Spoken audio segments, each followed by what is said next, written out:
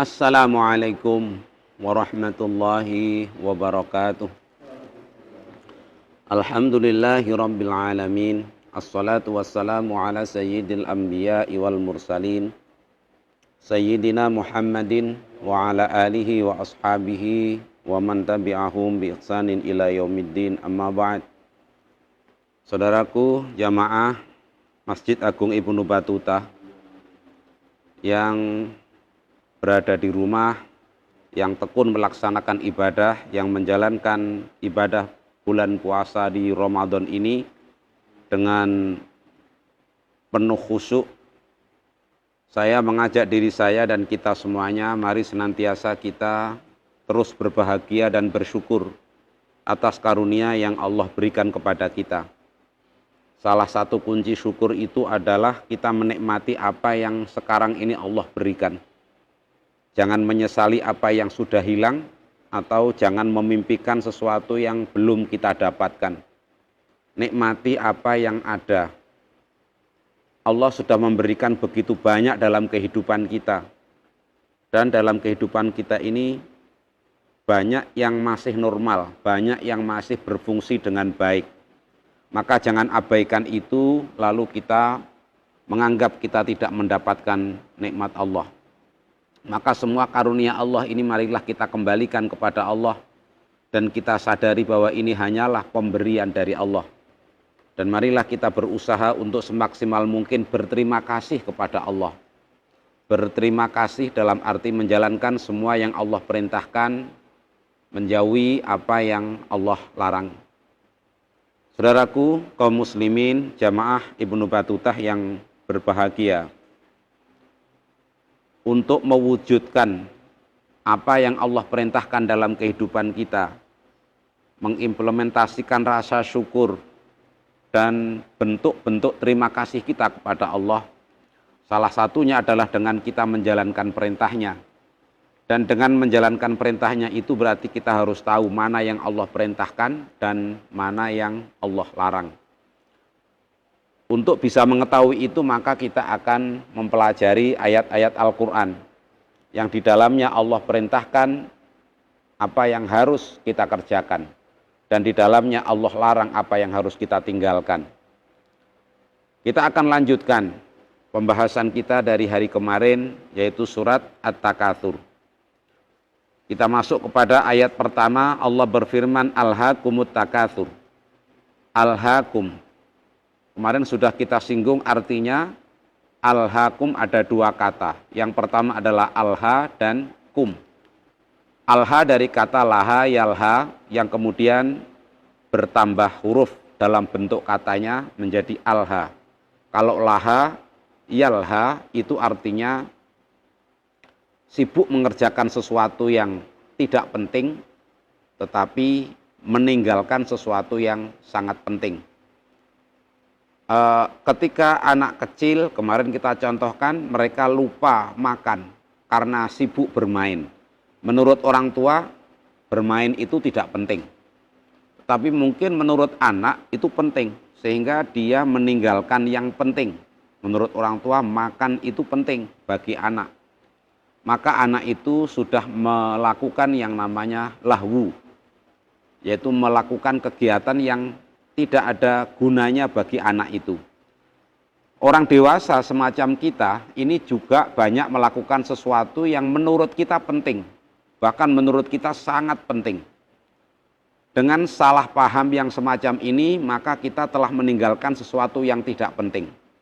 Pada ayat ini Allah berfirman, kata laha yang kemudian ditambah menjadi alha. Alha itu artinya kalian telah disibukkan, kalian telah dilalaikan, kalian telah dibuat sibuk untuk melakukan sesuatu yang tidak penting dan kalian meninggalkan sesuatu yang sangat penting. Karena kata melalaikan, kata disibukkan itu ada sesuatu berarti yang menyibukkan. Ada subjek lain yang telah bekerja sehingga kita ini meninggalkan sesuatu yang penting. Apa subjek yang menyebabkan kita itu meninggalkan sesuatu yang penting itu adalah at-takatsur. Alhaakum, kalian telah dilalaikan, kalian telah sibuk melakukan sesuatu yang tidak penting, at-takatsuru, oleh sesuatu yang bernama takatsur. Apa takatsur itu? Sudah kita bahas kemarin ketika membaca atau memberi nama surat ini, diberi nama. Satu contoh, kalau ada orang lomba lari, dia sudah menang, sudah ada di depan, maksudnya dia sudah ada di posisi depan, dan pesaingnya itu ada beberapa meter di belakangnya. Kalau ada orang lomba lari, kemudian pesaingnya sudah dekat dengan dia, kemudian dari balik garis atau di belakang garis penonton itu ada yang manggil-manggil dia. Dipanggil, misalnya yang lari namanya Soleh, lalu dipanggil, Soleh, tak kasih uang 5 juta. Pasti dia nggak noleh. Dia nggak mempedulikan panggilan itu. Kenapa? Karena dia fokus kepada lombanya. Nah, ini yang diperlombakan adalah persaingan. Ada seseorang yang bersaing dengan tetangganya. Tetangganya sudah sukses, dia belum. Dia bekerja keras mengejar ketertinggalan itu, atau dia tidak ingin disaingi oleh tetangganya. Ini kalau soal persaingan kesuksesan. Atau dia merasa perlu mencapai sesuatu, dan supaya dianggap dia itu sukses, dia dianggap berhasil, maka dia bekerja keras. Supaya uangnya banyak, supaya dia bisa membanggakan dengan apa yang dia miliki, maka dia bekerja keras. Dengan kerja kerasnya itu dia dibuat dengan alha. Jadi kalian semua, ini ayat ini menunjuk kepada semua manusia. Semua manusia punya potensi semacam ini. Kalau Allah tidak ingatkan, semua akan terperosok. Kalau Allah tidak mengingatkan, maka semuanya akan terpeleset pada kehidupan yang dipenuhi dengan persaingan, dipenuhi dengan kompetisi, tetapi sebenarnya yang dipersaingkan sesuatu yang tidak penting. Apa itu? Berlomba-lomba. Ada saudara kandung berlomba-lomba dengan saudara kandungnya. Ada tetangga berlomba-lomba dengan tetangganya. Ada teman sekantor berlomba-lomba dengan teman sekantornya. Begitu seterusnya. Ini potensi yang sangat manusiawi, dimiliki oleh semua orang. Artinya setiap orang lahir punya potensi itu. Potensi nggak mau dikalahkan. Akan tetapi Allah mengingatkan. Nanti pada ayat berikutnya ada kata kalla. Mbok ya jangan begitu. Kalian itu hidup ini ada pekerjaan penting yang harus kalian lakukan. Jangan sampai ditinggal pekerjaan penting itu. Maka ketika membahas ayat 1 ini, qala Ibnu Abi Hatim meriwayatkan sebuah riwayat, haddatsana Zakaria bin Yahya al-Waqat al-Misri, haddatsani Khalid bin Abdiddaim an ibni Zaid bin Aslam an abihi qala Rasulullah sallallahu alaihi wasallam. Rasulullah ketika menjelaskan ayat ini tentang alhaakumut takatsur anit taati, kalian sudah dilalaikan oleh sebuah perlombaan untuk memperbanyak prestasi, memperbanyak sesuatu yang bersifat duniawi, sehingga kalian dilalaikan anit taati, dari berbuat taat. Padahal kita hidup ini untuk ibadah. Kita hidup ini sudah dicukupi oleh Allah. Tidak percaya sama Allah. Masih bilang, masa Allah akan nyukupi hidup saya? Kalau saya tinggal sholat, kalau saya tinggal baca Quran, kalau saya tinggal untuk ibadah, nanti kacau semua bisnis saya. Nanti kacau rezeki saya. Padahal Allah itu sudah membuktikan dalam kehidupan kita sehari-hari. Betapa banyaknya orang yang tidak bekerja dan dicukupi oleh Allah. Tidak usah nyari orang-orang yang jauh. Kita dulu waktu masih bayi, masih dalam kandungan, banyak kebutuhan kita di kandungan itu. Banyak kebutuhan kita. Kita butuh nutrisi, kita butuh gizi, kita butuh oksigen, kita butuh banyak. Kita tidak bisa menguraikan satu persatu. Semua kebutuhan kita dalam kandungan. Dan kita tidak bekerja. Kita tidak bisa bekerja. Jangankan bekerja, bergerak aja masih belum bisa. Masih ada dalam kandungan, kita dikurung di kandungan. Ini bukan orang lain dan bisa dibuktikan. penelitian ilmiah maupun pengalaman, saya kira sudah maklum lah. Semua bayi dalam kandungan nggak ada yang bekerja, nggak ada yang bisa baca, nggak ada yang bisa nulis, nggak ada yang punya keterampilan. Tapi apakah Allah cukupi kebutuhannya? Dicukupi. Walaupun dia tidak bekerja. Ketika dia butuh nutrisi, Allah berikan nutrisi. Ketika dia butuh vitamin A, Allah beri vitamin A. Ketika dia butuh vitamin C, Allah beri. Ketika dia butuh zat yang mengandung fosfor, ketika dia butuh protein, semua Allah berikan. Tanpa bayi ini harus bekerja. Masihkah kita tidak percaya bahwa Allah itu mencukupi kita? Bayi yang dikurung di dalam kandungan, itu dicukupi. Sekarang banyak orang yang panik ketika dia merasa dikurung, padahal nggak ada yang ngurung.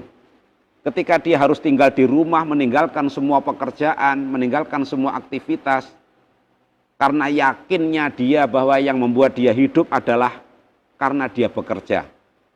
Saya bisa hidup kan karena saya kerja. Kalau tidak kerja, kurung di rumah. Kita tidak bisa keluar kemana-mana. Dan kita dipenuhi dengan rasa khawatir bertemu dengan siapapun. Salaman tidak boleh. Bertransaksi, setiap uang itu ada virusnya. Mau tambah khawatir kita. Tapi apakah berarti kita akan mati? Ya tidak. Kita hanya akan mati jika Allah menghendaki. Dan kita akan terus hidup oleh zat yang menghidupkan kita. Yaitu Allah subhanahu wa ta'ala.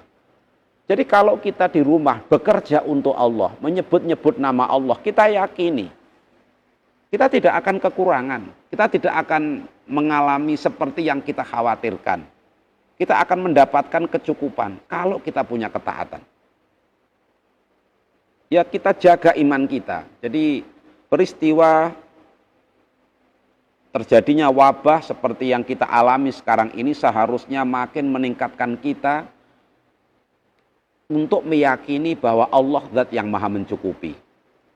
Jadi kalau Allah melockdown kita, itu Allah maha kaya. Cukup itu. Cukup. Ya kalau satu pemerintahan tidak berani melakukan lockdown karena khawatir nanti rakyatnya makan apa. Ya karena pemerintah kan berhitung dengan hitung-hitungan kas negara. Tapi Allah itu kasnya tidak pernah habis. Dan cara Allah itu tidak pernah buntu. Tidak ada ceritanya Allah kehabisan cara. Allah gimana caranya ngasih rezeki ini orang nggak pada kerja ini. Gimana caranya ngasih kecukupan orang-orang yang hanya tinggal di rumah ini. Tidak mungkin kita akan mengalami kekurangan jika andalan kita adalah Allah. Jika kita bekerjanya adalah untuk Allah. Maka jangan kita meyakini dunia ini yang membuat kita hidup. Meyakini bahwa pekerjaan kita yang membuat kita ini bisa cukup, jangan meyakini itu semua. Selama ini kita lakukan itu karena kita menjalankan kewajiban kita. Fitrah kita sebagai manusia bekerja. Kewajiban kita sebagai kepala rumah tangga itu mencari ma'isyah. Tetapi bukan itu yang mencukupi kita. Yang mencukupi kita adalah Allah. Sehingga saatnya kita kembalikan lagi, Allah itu maha kaya, Allah itu maha mencukupi. Dan apapun yang bergerak di muka bumi ini atas izinnya Allah. Banyak kisah, banyak takbir, banyak pelajaran yang bisa kita ambil. Jadi kalau bayi dalam kandungan Allah cukupi sampai berbulan-bulan. Bayangkan andaikan lockdown, andaikan kita tidak boleh bekerja, kita tidak bisa melakukan aktivitas yang menghasilkan kecukupan kita, ini akan berlangsung selama 9 bulan. Maka bayangkan, bayi itu lahir ya sehat. Semuanya tumbuh dengan baik dan semuanya diatur oleh Allah. Memang kuncinya adalah yakin, kuncinya adalah percaya, kuncinya adalah kepada siapa kita ini bekerja, kepada siapa kita ini taat. Maka dalam aplikasi kehidupan kita sehari-hari nanti akan sama. Orang yang sibuk bekerja, saya sering menggambarkan betapa ambisinya kita dengan pekerjaan. Yang dicari adalah kekayaan, yang dicari adalah memenuhi kebutuhan. Pagi ngantor, pagi kerja di hotel, pulang jam 5 sore, dorong gerobak nasi goreng, buka di pinggir jalan, sampai jam 1 malam baru tutup. Jam 1 malam tutup, didorong lagi pulang ke rumah gerobaknya. sampai dibersih-bersihkan, diberes-bereskan, selesainya jam setengah 3.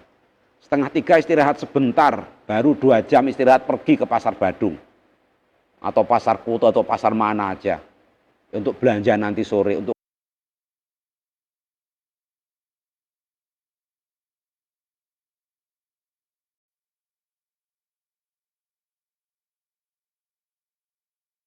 kebutuhan nanti sore.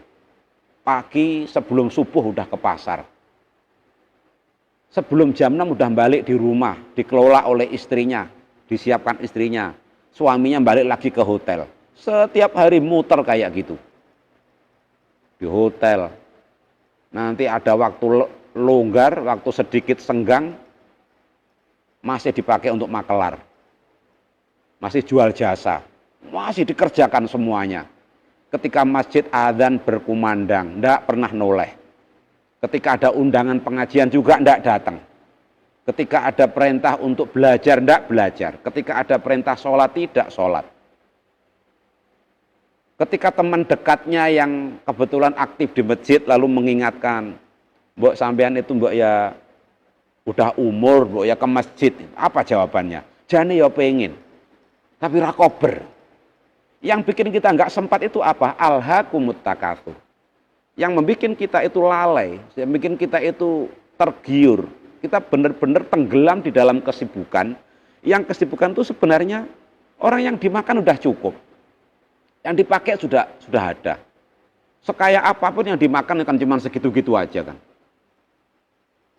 Jadi ini kehidupan kita, ini keseharian kita. Sehingga kenapa kita tidak rajin ibadah, kenapa kita tidak taat kepada Allah, bahkan banyak pelanggaran-pelanggaran yang kita lakukan dalam rangka itu karena kita dilalaikan, karena kita mengabaikan dengan melakukan satu kesibukan, mengabaikan kegiatan-kegiatan yang lebih penting. Dan ini bisa kita ambil pelajaran dalam berbagai aspek lah, dalam berbagai kehidupan. Jadi jangan-jangan putaran kehidupan yang membuat kita terlena, sesungguhnya itu nggak penting gitu. Nggak penting. Jadi mari kita kembali kepada ketaatan kepada Allah, menjalani kehidupan ini dengan tahapan-tahapan aturannya Allah. Bekerja ya bekerja, tapi waktunya sholat ya sholat. Buka toko yang buka toko, tapi waktunya istirahat ya istirahat. Jangan sibuk sampai istirahat juga nggak sempat, taat juga nggak sempat.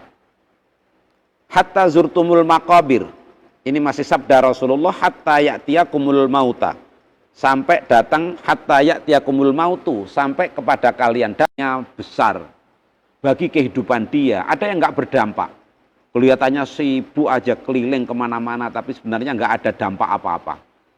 Sedangkan Allah mengajarkan kepada kita itu satu perbuatan yang efektif dan efisien. Seperti yang selalu kita baca doanya itu, Rabbana atina fid dunya hasanah wa fil akhirati hasanah wa qina adzabannar. Wahai Tuhan yang mengatur hidup kami, atina, berikan kepada kami. Ini artinya kita minta dan kita harap Allah memberi. Atina, berikan kepada kami fid dunya hasanah, kehidupan dunia kami ini baik. Wafil akhirati, dan akhirat kami hasanah, kebaikan. Jadi dia melakukan satu kegiatan, tapi dua dunia dia lampaui. Seperti peribahasa kita yang mengatakan sekali dayung dua pulau terlampaui. Kita kelihatannya makan, tapi makan kita pakai aturan. Kita makan pakai doa, kita makan pakai ilmu, dan kita makan niatnya ibadah. Di dunia kita dapat kenyang, dapat kepuasan, dan kita merasa senang, bahagia dengan makanan. Tetapi karena doa kita, karena niat ibadah kita, maka apa yang kita lakukan itu akan mengantarkan kebahagiaan kita kepada kehidupan akhirat. Begitu juga kita menikah, kita bekerja, kita bantu orang, kita beraktivitas, kita nganter anak, nganter istri, kita, ya semua aktivitas kita, itu nanti akan semuanya menjadi bernilai. Dan kita tidak berada pada posisi al-hakum. Jadi semuanya ada pada tempatnya dan semuanya dilakukan dan Allah akan memberi balasan semuanya. Kenapa kita hanya minta satu balasan dunia saja? Padahal dunia cuma pendek, dunia cuma sebentar. Dan kesadaran itu adalah hatta ya'tiyakumul mautu, dia baru sadar ketika kematian itu sudah tiba. Waqal Al-Hasan Al-Basri, al-hakumut takatsuru. Imam Al-Hasan Al-Basri mengatakan, berpendapat tentang tafsir dari riwayat atau tafsir dari ayat 1 ini, al-hakumut takatsuru fil amwali wal auladi. Kalian semua dilalaikan untuk berbangga-bangga, untuk bersaing fil amwali dalam hal urusan harta. Kita sudah punya HP, temennya punya HP yang lebih baru, lebih bagus, lebih gede, lebih modern, masih mikir pengen ganti HP. Kita sudah punya motor dan motornya baru, bannya tahunnya aja yang lama, masih mikir kapan ya ganti motor. Udah punya rumah, masih mikir kapan ganti rumah. Terus begitu, ini sampai kapan kita? Dan untuk melakukan itu, ternyata dia buktikan dengan dia sibuk bekerja dan meninggalkan ketaatan. Ini dalam soal harta. Wal aulati, dan dia bersaing soal anak. Dalam banyak ayat yang berkaitan dengan anak itu bukan hanya anak kandung, tetapi juga berkaitan dengan pengikut, berkaitan dengan pengaruh, berkaitan dengan kelompok atau orang-orang yang mendukungnya. Jadi dia mencari pendukung, dia mencari kelompok, itu masuk di dalam makna aulad. Wa fi Shahihil Bukhari, dan di dalam kitab Shahih Imam Al-Bukhari, firraqaqi minhu. Jadi termasuk memiliki anak buah, budak dalam arti lama, ya anak dalam arti sekarang yang memiliki anak buah. Jadi kalau jarinya nunjuk, itu anak buahnya gerak semua. Jadi memiliki memiliki orang-orang yang mudah digerakkan, itu termasuk bagian dari ini. Jadi merasa kelompoknya itu hebat, merasa bahwa dirinya itu berpengaruh, dan ini dia kejar, itu dia cari, dan dia merasa tidak terima kalau ada orang lain lebih berpengaruh daripada dirinya. Waqala akhbarona Abul Walid. Kemudian Imam Hasan Al-Basri mengatakan, mengambil sebuah riwayat, kunna naro hadza minal Qur'ani.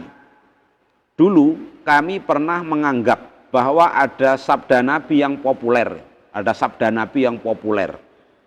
Hadza minal Qur'ani, ini adalah bagian daripada Al-Qur'an, hatta nuzilat al-hakumut takatsur, sampai turunlah ayat al-hakumut takatsur. Yakni laukana libni adam wadin min dahabin. Jadi ada sebuah hadis Rasulullah itu pernah memberitahukan, sesungguhnya andaikan, lau itu pakainya laukana libni adama, lau itu andai yang tidak mungkin, atau peristiwa yang belum terjadi tapi pasti nggak akan terjadi. Seandainya ada Bani Adam, seandainya ada manusia, itu memiliki satu lembah. Lembah itu bukan hanya lubang, tapi lembah. Lembah itu sesuatu yang dataran rendah, yang sangat luas, yang semua lembah itu berisi emas. Andaikan orang itu kaya, saking kayanya, emasnya dikumpulkan, itu memenuhi sebuah lembah. Jadi kalau kita misalnya berdiri di Bukit Batur, di mana? Misalnya kita berdiri di kalau di tempat wisata yang tinggi itu, Bedugul misalnya, kita berdiri di Bedugul, lalu di bawah Bedugul itu ada lembah, dan lembah itu milik kita, dan isinya bukan hanya sawah, emas. Itu saking kayanya kita, umpamanya. Apakah dia sudah cukup dengan kekayaan itu? Maka manusia semua, siapapun, tidak peduli dia, dari keturunan siapapun, bangsa manapun, dia kalau sudah punya harta sebanyak itu, kata Rasulullah, dia pasti pengen punya kekayaan sebesar itu. Yang kedua, dia pengen punya lagi, pengen punya lagi, terus. Seperti kita kan sebenarnya sehari itu makan nasi atau masak beras, itu paling kan sehari kalau kita hanya berempat, satu istri, 2 anak, ya enggak sampailah 1 kilo. 1 kilo. Tapi berapa persiapan beras kita? Itu sampai 25 kilo, 50 kilo itu persiapannya. Umurnya aja belum nyampe besok, tapi untuk makan besok udah disiapkan. Sehingga sering saya sampaikan, umur kita itu sama beras kita itu panjangan beras kita. Umur kita sama HP kita itu panjangan HP kita. Orangnya udah mati, HP-nya masih hidup. Orangnya udah mati itu yang disiapkan untuk hidupnya masih ada. Jadi ada sabda Nabi yang populer bahwa apabila Bani Adam atau manusia itu diberi kekayaan yang sangat banyak, sampai emasnya itu memenuhi sebuah lembah, pasti dia masih mencari lagi dan menginginkan lembah yang kedua berisi emas. Sampai kapan? Kata Rasulullah, sampai dia tertimbun oleh tanah. Artinya yang bisa menghentikan dia untuk berambisi dengan harta itu hanyalah kematian. Dan itu adalah saat-saat yang sudah tidak mungkin dia untuk kembali lagi, saat-saat dia tidak mungkin untuk sadar. Maka dengan ayat ini sesungguhnya kita disayang oleh Allah, kita diingatkan oleh Allah, jangan sampai kita mengalami semacam itu. Mari kita segera sadar, kita segera kembali. Untuk apa kita bekerja dengan melupakan ibadah? Untuk apa kita saingi orang lain? Bukankah Allah sudah membagi nasib, membagi rizki pada bidangnya masing-masing? Udah enak-enak ngajar, lihat temennya nyari rongsokan kok sukses, berhenti ngajar, nyari rongsokan. Udah enak-enak jadi tukang ojek, lihat temennya yang maklar pada posisi alhaqumut takatsur. Ini kan orang-orang yang lupa dengan Allah, yang tidak membaca Al-Quran, hidupnya dilalaikan dengan berlomba-lomba mengumpulkan harta, berlomba-lomba untuk mencapai kesuksesan yang dia banggakan. Tapi orang-orang beriman tidak. Orang-orang beriman, kita tidak. Kita bukanlah orang seperti itu. Kita adalah orang yang bekerja karena Allah. Kita yakin kecukupan kita dari Allah. Kita yakin rezeki ini sudah diatur oleh Allah yang selalu meningkat. Dan mudah-mudahan akhir kehidupan kita adalah akhir kehidupan yang mengantarkan kita kepada kebahagiaan akhirat. Demikian untuk kajian pagi hari ini, mudah-mudahan ada manfaatnya khususnya untuk saya pribadi dan untuk seluruh jamaah Masjid Ibnu Battutah yang berbahagia. Kita selalu berharap hidup kita bersama Al-Quran dan syafaat Al-Quran memberikan pertolongan dari Allah untuk kita di sepanjang hidup kita sampai dengan kematian kita nanti. Saya akhiri dan saya mohon maaf. Wallahul muwaffiq ila aqwamit thoriq. Assalamualaikum.